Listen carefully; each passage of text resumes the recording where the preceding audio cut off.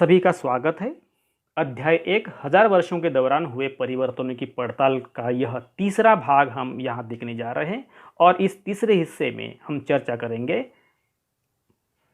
क्षेत्र और साम्राज्य, पुराने और नए धर्म, नए धर्मों का आगमन, समय और इतिहास के कालखंडों पर विचार और मध्यकालीन इतिहास। इन मुद्दों पर चर्चा करेंगे।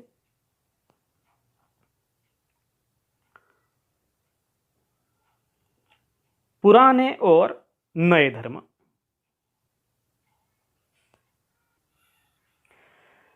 इतिहास के जिन 1000 वर्षों की पड़ताल हम कर रहे हैं, इनके दौरान कुछ परिवर्तन आए जो धार्मिक परंपराओं में परिवर्तन आए। और ये धार्मिक परिवर्तन किस तरह दिखे? उस जमाने में लोगों की आस्था होती थी, कुछ वैयक्तिक रूप से होती थी और कुछ सामूहिक रूप से होती थी। तो आस्था दो प्रकार की हो सकती है, वैयक्तिक और सामुदायिक। और यह धर्म जनरली स्थानीय समुदाय के सामाजिक और आर्थिक संगठन से संबंधित होते।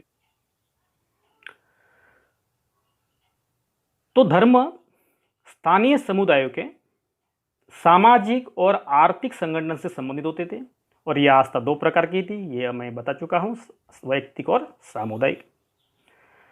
जैसे जैसे समुदायों का सामाजिक संसार बदलता गया तो आस्थाओं में भी परिवर्तन आने लगा।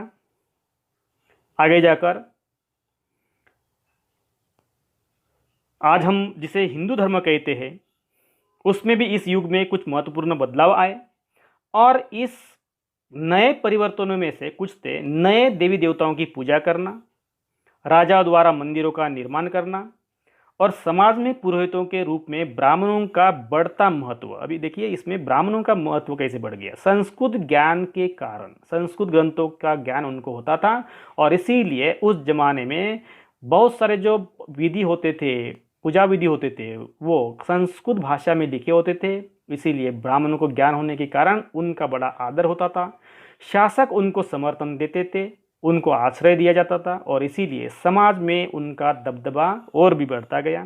और इस तरह से आगे जाकर भक्ति की अवधारणा में परिवर्तन आ गया कि पूजा अर्चा करना है तो ब्राह्मणों को बुलाना है, ब्राह्मणों के सिवा किसी भी विधि को या किसी भी विधि को मान्यता नहीं मिलती थी। इस प्रकार की भक्ति की अवधारणा में परिवर्तन आने लगा। लेकिन इस भक्ति की अवधारणा में आगे जाकर और भी परिवर्तन आता है। अपने अध्याय में एक शब्द आया है संरक्षक। संरक्षक का मतलब होता है कि कोई राजा या कोई प्रभावशाली धनी व्यक्ति जो होते हैं वो किसी कलाकार, शिल्पकार, विद्वान या अभिजात जैसे अन्य व्यक्ति को, ऐसे व्यक्तियों को मदद या सहारा देते हैं, उनको अपना आश्रय देते हैं, तो उसको हम बोलेंगे संरक्षक। तो राजा वो संरक्षक के रूप में कार्य करता है। आगे देखते हैं कि नए धर्मों का आगमन। और इसमें उपमहाद्वीप में कुरान शरीफ का संदेश पहले 7वीं सदियों में व्यापारी, जो अरब व्यापारी थे और अप्रवासी थे, जो विदेशों से आते थे, इनके जरिए यहाँ पहुंचा। मुसलमान ये धर्म है और इनका धर्म ग्रंथ है कुरान शरीफ, उसको मानते हैं और उनके अनुसार उनका एक सिद्धांत है कि केवल ईश्वर एक है, ईश्वर अल्लाह एक है और उसी की सत्ता को वो स्वीकार करते हैं। अन्य किसी की भी सत्ता को या किसी में भी वो आस्था नहीं रखते। इसमें हम देखते हैं कि जो मुसलमान लोग होते हैं उसमें भी दो पंथ होते हैं, और सुन्नी और शिया। सुन्नी किसको कहते हैं, शिया किसको कहते हैं, वो आगे देखते हैं।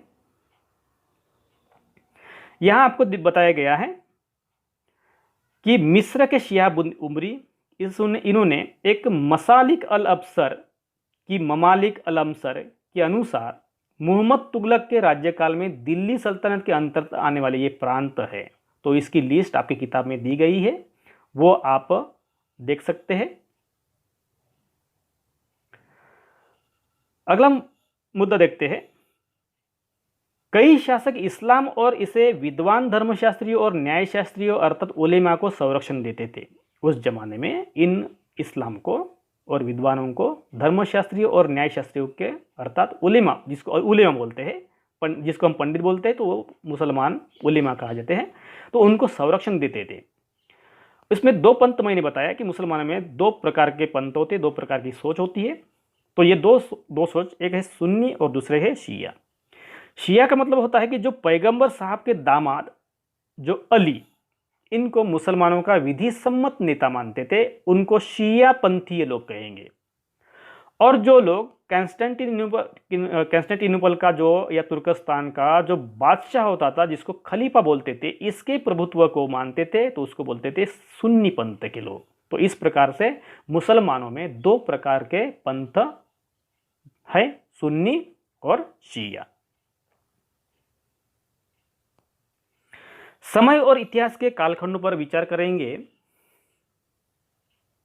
अभी एक कुछ क्वेश्चन होते हैं कि अतीत को समान विशेषता रखने वाले कुछ बड़े बड़े हिस्सों को, युगों को, कालों में अगर हम बांट देते हैं तो उसको पढ़ना बहुत ही आसान हो जाता है, उसको समझना आसान हो जाता है।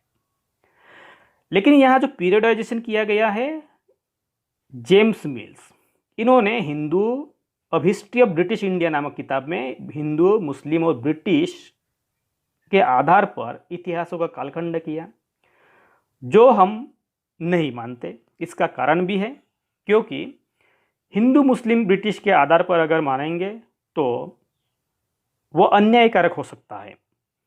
19वीं सदी के मध्य में अंग्रेजी इतिहासकारों ने भारत के इतिहास को जो हिंदू, मुस्लिम और ब्रिटिश, जो जेम्स मिल की किताब में बताया गया है, इस पर में बांटा गया है। यह विचार शासकों के धर्म पर आधारित है और धर्म के आधार पर हम इतिहास को नहीं बांट सकते। अगर हम इसको अगर इस तरीके से स्वीकार करते हैं तो उपमहाद्वीप की जो अपार विविधता है, इसकी हम उपेक्षा करते हैं, उसको हम नज़रअंदाज करते हैं। इसका मतलब ऐसा हो जाता है। और इसीलिए बहुत से जो इतिहासकार होते हैं उसको रिजेक्ट करते हैं, उसको स्वीकार नहीं करते हैं, लेकिन बहुत ही कम इतिहासकार इसको स्वीकार करते हैं। तो भारत का जो इतिहास है, अब आज हम जिस क्लास में आज हम इतिहास पढ़ रहे हैं वो मध्यकालीन इतिहास है। और इस मध्यकालीन इतिहास में आर्थिक तथा सामाजिक कारकों के आधार पर ही अतीत के विभिन्न कालखंडों की विशेषता तय करते हैं। अगर इतिहास को अगर बांटना ही है तो किसके आधार पर बांटना चाहिए? आर्थिक और सामाजिक कारक जो होते हैं, इसके ही आधार पर हम बांट सकते हैं। और इस साल की अपनी जो किताब है मध्यकालीन इतिहास, हम पढ़ेंगे, जिसमें हम किन किन बातों का विस्तार से पढ़ेंगे। देखिए, कृषक समाज के विस्तार, क्षेत्रीय और सामाजिक राज्यों का उदय, ग्रामवासी, वनवासी, हिंदू धर्म, इस्लाम धर्म और इन धर्मों का विकास, व्यापारी कंपनियों के आगमन के बारे में हम विस्तार से पढ़ने वाले हैं आगे के अध्यायों में।